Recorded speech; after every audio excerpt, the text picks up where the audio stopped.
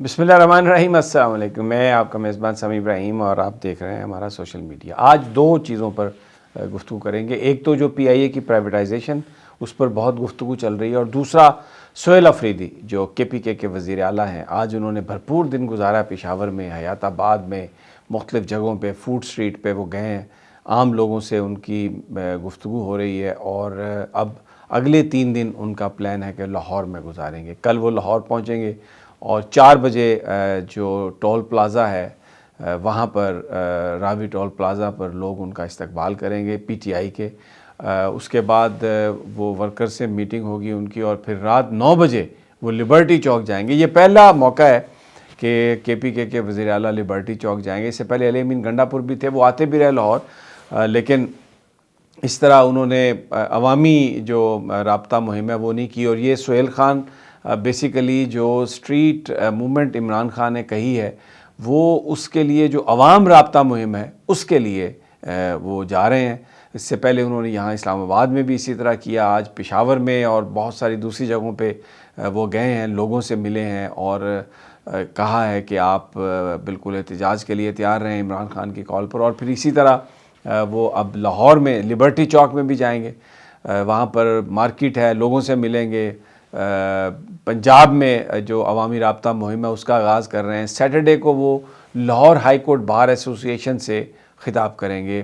سارا دن ان کا وہاں لوگوں سے ملاقاتوں کے لیے ہے۔ زمان پارک بھی جائیں گے، اور پھر یہ بھی بتایا جا رہا ہے کہ وہ بہت سارے جو پولیٹیکل پریزنرز ہیں، یا بہت سارے وہ لوگ جنہوں نے پی ٹی آئی کے لیے، عمران خان کے لیے اپنی جانیں قربان کی ہیں، ان کے گھروں میں بھی وہ جائیں گے۔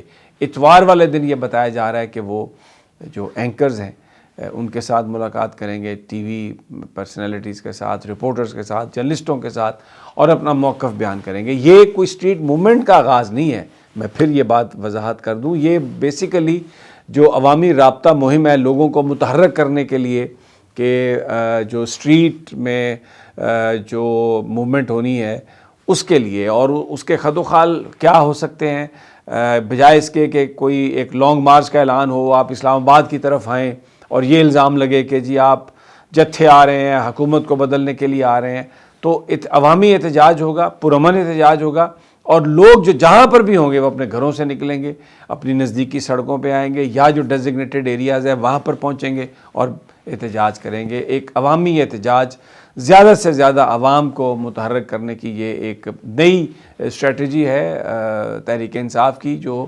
عمران خان صاحب نے جو پیغام دیا اس کے رسپونڈ میں۔ باقی بھی اس وقت پی ٹی آئی کے اندر بہت کچھ چل رہا ہے، اور قاضی انور صاحب کے بارے میں یہ ہے کہ انہوں نے سوشل میڈیا پر باقاعدہ علیمہ خان صاحبہ سے ایک معذرت کی، معافی مانگی۔ اس سے پہلے وہ اپنا جو ان کا عہدہ تھا تحریک انصاف کے لائرز کا، کے پی کے وہ سربراہ تھے، انہوں نے اس سے استعفیٰ دے دیا تھا، کیونکہ ان کا یہ کہنا تھا کہ پاکستان بار کونسل کے الیکشنز میں انہیں ڈیلیبریٹلی پی ٹی آئی کے لوگوں نے ان کو ہرایا ہے، تو اس لیے وہ اب اس عہدے پر کام نہیں کریں گے۔ تو یہ ساری چیزیں چل رہی ہیں۔ دوسری جانب اچکزئی صاحب اور علامہ راجہ ناصر عباس، مصطفیٰ نواز کھوکھر، یہ لوگ حکومت سے مذاکرات کے حوالے سے چیزوں کو آگے لے کے جا رہے ہیں، اور لیٹس سی کہ کیسے یہ چیزیں انفولڈ ہوتی ہیں۔ اب آ جائیے ذرا جو پی آئی اے کی پرائیویٹائزیشن ہے۔ اچھا، اس میں بہت باتیں ہو رہی ہیں، کوئی اس کی قیمت پہ بات کر رہا ہے، کوئی اس کی کہہ رہا ہے جی کہ یہ لوٹ لیا گیا، کچھ کہہ رہے ہیں کہ بڑا اچھا ہو گیا، کچھ کہہ رہے ہیں کہ یہ نیشنل ایکسچیکر پر ایک بوجھ تھا، کچھ کہہ رہے ہیں کہ جناب یہ ایک بڑے سستے داموں، عام کہہ رہے ہیں کہ یہ جی اسلام آباد میں پلاٹ کی قیمت 15 ارب 20 ارب روپے، اور آپ نے پوری ایئر لائن 10 ارب میں بیچ دیا ہے، کیونکہ سرکار نے کہا کہ نہیں یہ 55 ارب کی ہے۔ میں اس بحث میں نہیں جاتا، میں صرف ایک بات کرتا ہوں کہ چلیں، اچھا برا جو بھی ہے، آپ نے پرائیویٹائزیشن کا آغاز تو کیا۔ ایک چیز جو آپ کہہ رہے تھے کہ ہم کرنے لگے ہیں، آپ نے وہ کی تو ہے۔ اور دوسری بات یہ کہ اگر یہ تو حکومت نے تو ہاتھ کھڑے کر دیے، یہ انکمپیٹنٹ حکومت نہیں اس کو کر سکی، ریوائیو نہیں کر سکی، اس کو چلا نہیں سکی، اور کوئی ایسی اس کو، حالانکہ یہ ایک ایسی پریسٹیجیس ایئر لائن جس نے 60s میں 70s میں پوری دنیا پہ راج کیا. پی آئی اے کے لوگوں نے ایمریٹس بنائی اور دوسری ایئر لائنز بنائیں اور بہت زیادہ ایک یعنی کلاس کی ایئر لائن تھی. تو اس کو، اور تب وہ گورنمنٹ کے پاس تھی، 60s اور 70s میں گورنمنٹ چلا رہی تھی اس کو. لیکن اب گورنمنٹ کہتی ہے جی ہم نہیں چلا سکتے. کیوں؟ حکمرانوں نے اس کو جب بھی آئے ان کی خواہش تھی کہ وہ اس ایئر لائن پر قبضہ کریں، اس کو خریدیں. ڈیلیبریٹلی اس میں بھرتیاں زیادہ کی گئیں، اس میں نقصان کی طرف سودے اس طرح کے کیے گئے. مثلاً ایک عام بات تھی کہ پی آئی اے کا بیسٹ راؤٹ تھا امریکہ کا، اور بتایا یہ جا رہا تھا کہ اگر وہ سارے کے سارے اگر جو فلائٹس ہیں وہ بک بھی جائیں نا پوری طرح بھی، یعنی بک ہو کے جائیں جاتے ہوئے بھی آتے ہوئے بھی، تو بھی اس کا جو منافع تھا نا وہ پی آئی اے کے اوورال اس پورے روٹ کے حوالے سے خسارے میں تھا. کیونکہ جس قیمت پر جہاز خریدے گئے، جس قیمت پر اور چیزیں کی گئیں، اس کی کاسٹ اتنی بڑھا دی گئی تھی کہ اس کا پروفٹ جو ہے وہ کسی کام کا نہیں تھا. تو اب اگر چند انڈیویجولز نے ایک ایئر لائن لے لی ہے اور سرمایہ دار ہیں یہ، اور یہ کہتے ہیں کہ ہم اس کو چلائیں گے، سرمایہ دار چلاتا ہے، اور اگر یہ اس کو چلانا چاہیں گے اور ایک اچھی ایئر لائن بنا دیں گے تو میں سمجھتا ہوں کہ اس میں ہمیں کوئی نقصان نہیں ہے. کیوں؟ جو اس کے اصل ایسٹس ہیں، جس میں نیو یارک کا ہوٹل ہے، جس میں پیرس کی پراپرٹیز ہیں، کچھ اور پراپرٹیز ہیں، وہ اس پی آئی اے میں شامل نہیں ہیں جو اس کی ڈیل ہوئی ہے، جس میں صرف ایئر روٹس دیے گئے ہیں. تو اس میں وہ چلائیں گے.